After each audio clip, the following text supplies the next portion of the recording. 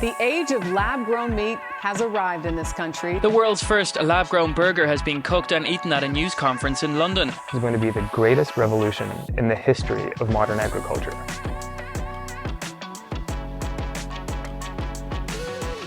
Scientists are now growing meat in a lab using rice.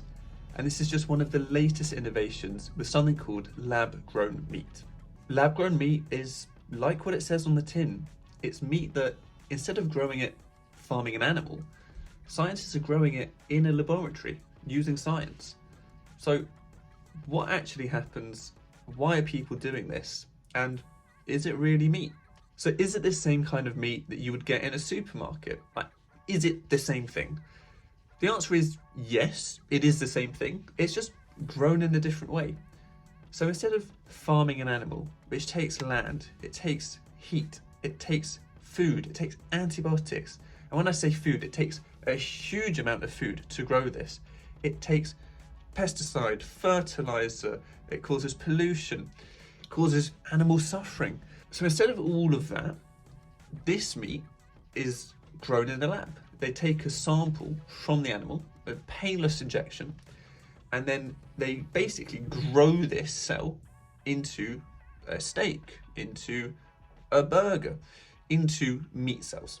Part of the process of growing lab-grown meat is finding a scaffold for the cells to grow onto. This is quite important because it really helps shape the taste and the texture and the ability of the meat cells to grow. And recently, scientists have found out that rice is a really good scaffold. So imagine a bit of meaty rice. That's essentially what they're growing. And the good thing about this is, one, there's lots of rice in the world, so it's cheap. Two, they're going to be able to use it to potentially solve world hunger, that's what they're saying.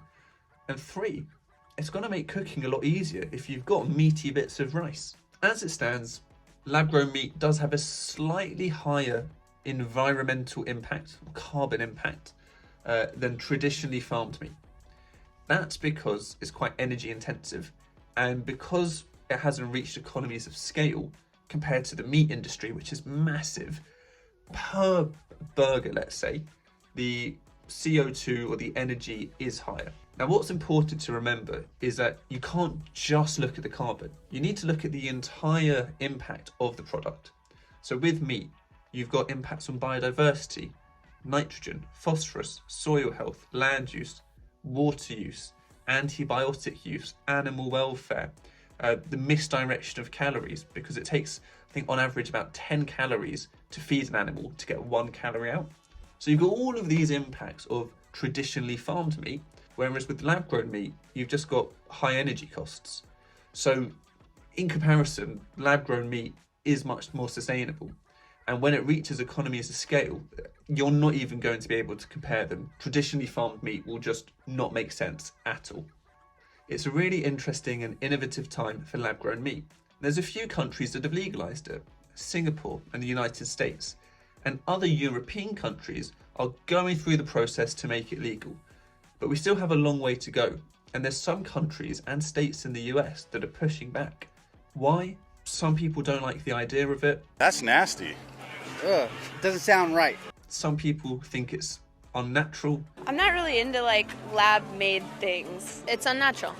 And other people are getting paid by the big meat corporations to block this. I think lab-grown meat is a really good solution because we need to reduce the amount of meat we eat as a global society.